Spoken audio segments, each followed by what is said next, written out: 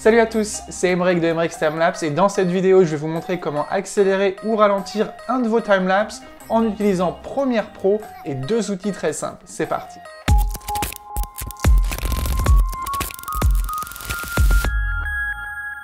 Ok les amis, on est maintenant sur Premiere Pro, donc je vais prendre un de mes timelapses que j'ai tourné à New York il y a quelques mois et je vais l'accélérer, le ralentir et vous montrer comment je fais pour utiliser ces outils. Donc bien évidemment, quand je le fais, c'est pour un montage, pour YouTube, pour Facebook ou ailleurs. C'est pas, je le fais juste pas comme ça pour un timelapse. Là, on va juste prendre un seul clip et on va le mettre dans Premiere Pro. Donc je le prends et je le déplace dans mon projet, dans ma fenêtre projet. Voilà, on va faire un clic droit et on va faire nouvelle séquence à partir de l'élément.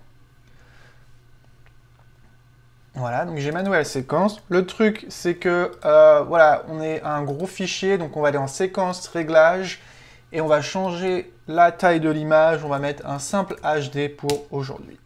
Donc bien évidemment, on peut voir que mon timelapse est beaucoup plus gros que de la 4K. C'est de la 4K beaucoup plus gros que de la HD. Donc on va faire clic droit sur mon clip et on va faire ajuster à la taille de l'image. Poum, magie! Mon clip est maintenant en HD et si vous allez dans l'option d'effet, on peut voir que ça reste à 100% et ça ne diminue pas l'échelle directement ici. Alors que si vous faites clic droit et définir sur la taille de l'image, on peut voir que notre échelle change. Mais ce qu'on veut, c'est vraiment garder ça à 100%. Donc faire clic droit et ajuster à la taille de l'image. Comme ça ne change pas notre échelle et on peut travailler directement à partir du clip à 100%. Ok, donc ce qu'on va faire maintenant, c'est que je vais vous montrer comment procéder pour donc accélérer ou ralentir votre timelapse. Donc la première méthode, c'est un outil très simple. Ça s'appelle l'outil allongement compensé en français, ou alors R sur votre clavier.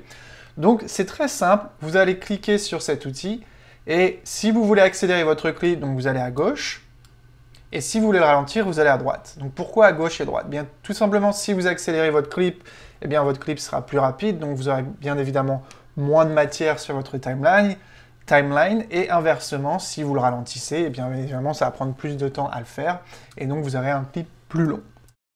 Donc par exemple, j'ai envie de l'accélérer, il fait 32 secondes il me semble, donc je vais l'accélérer par exemple à 15 secondes. Hop, on peut voir en bas à droite, 14, 15 secondes, voilà. Et maintenant, mon clip est plus rapide et il fait 15 secondes.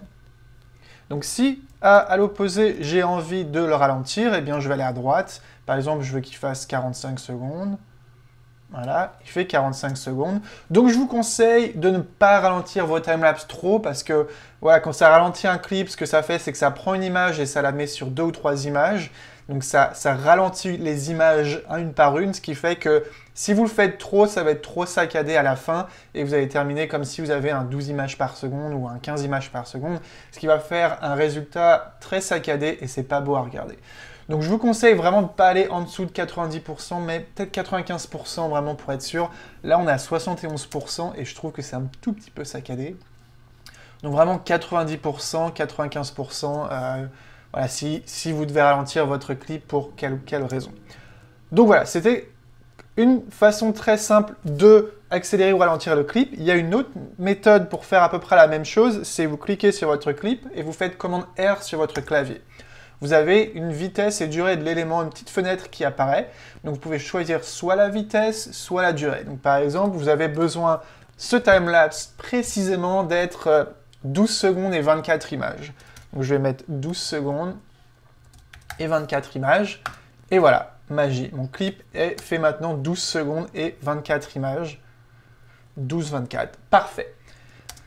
Donc si vous voulez, en plus, vous pouvez même, si vous faites commande R, vous pouvez également inverser la vitesse si jamais vous voulez un jour-nuit devenir un nuit-jour, par exemple. Voilà. Donc maintenant, par exemple, vous voulez le début de votre clip à une vitesse normale et après, vous voulez que ça accélère. Par exemple, il y a une musique, il y a un boom dans la musique, vous voulez qu'au début, ça soit vitesse 100% et après, pam, vous voulez que ce soit, par exemple, 400%. Donc ce que vous allez faire, c'est que vous allez choisir votre cutter, le C.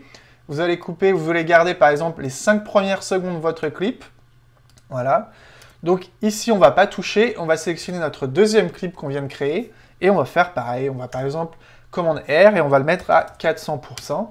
Ce qui fait que de l'image 5 à 501, eh bien, notre clip va s'accélérer de 100 à 400%. Boum. Voilà, ça va plus vite d'un coup. Donc c'est vraiment une technique assez sympathique quand vous avez une musique à utiliser vraiment pour vraiment rendre votre montage un peu plus intéressant. Et parfois, comme celui-là, vous avez des timelapses qui sont assez longs, 32 secondes, que vous voulez garder quand même en temps réel, mais que vous voulez accélérer pour votre montage, pour aller avec le rythme de la musique. Et je trouve que c'est vraiment un outil sympathique à utiliser. Voilà. Et si vous voulez, vous pouvez couper encore à la fin, et celui-là, vous revenez à 100%. Voilà, donc ça fait 400, boum, 100% d'un coup. Bon, le problème avec ce que je viens de vous montrer, c'est que d'une image à l'autre, voilà, ça passe de 100 à 400%. Mais si j'ai envie, par exemple, d'avoir une transition, un gradué de 100 à 400%, comment est-ce que je vais faire? Eh bien, je vais vous montrer ça tout de suite. On va enlever ça et on va reprendre notre clip original. Donc voilà, maintenant on a notre clip à 100%. Ce qu'on va faire, c'est qu'on va créer des images clés, des keyframes. Donc on peut voir qu'ici on a une ligne sur notre clip. Cette ligne, en général, par défaut, c'est l'opacité de votre timelapse. Donc si vous allez dans les effets, dans options d'effets, on va cliquer sur notre clip, regardez l'opacité ici. Si je descends cette ligne, on va voir que l'opacité va descendre. Voilà, on est à 36,7%. Donc ce qu'on veut faire, eh bien on va changer cette ligne pour que ça soit notre vitesse de notre timelapse. Donc on va faire clic droit et on va faire afficher les images clés des éléments, remappage temporel, vitesse.